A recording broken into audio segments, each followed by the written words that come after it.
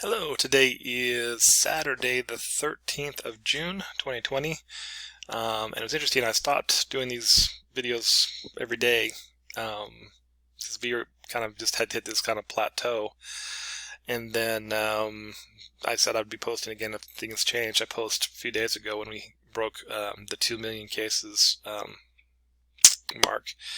But the reason I'm posting today is there was talk before about like a second wave of infections coming in, and apparently that's what we're seeing happen. And we think because things are trending up.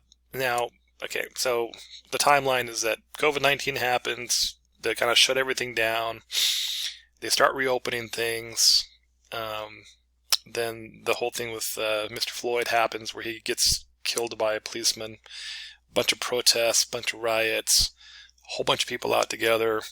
Some experts saying, hey, if you've gone to any of these protests or any of these rallies, consider yourself exposed and get tested. Now, whether that happened or not, or whether we're seeing that if that's the result of that, or if it's just because of the reopening, again, time will tell.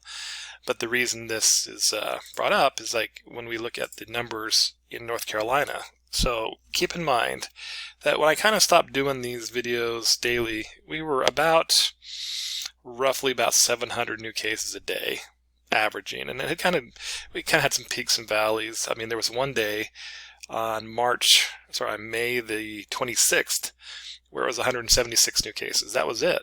Okay, that's pretty good. Well, you compare that to yesterday. Yesterday, we had 1,768 new cases. That's the highest number of cases reported in North Carolina to date. I'm recording this about 3 o'clock in the afternoon, and as of right now, we have 1,427 new cases, which is the second highest. And that's just so far today. So we'll see what happens by the end of the day. So it's significantly going up, and it's trending up in America as well. The last few days have been kind of seeing it was kind of around 18,000 new cases for a little bit, but now it's up to about 25,000 new cases. So overall, when you look at North Carolina, it's now at 42,800 cases, and the U.S. has 2,054,000 cases.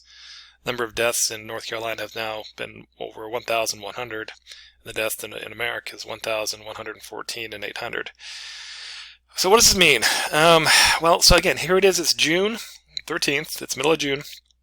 Again, I'm a professor, and a lot of the schools in the area are actually going to start school earlier. They're going to start it earlier in August, with the intent of then finishing up earlier because they feel like flu season is kind of going to happen, whatever. A lot of them are going to finish before Thanksgiving.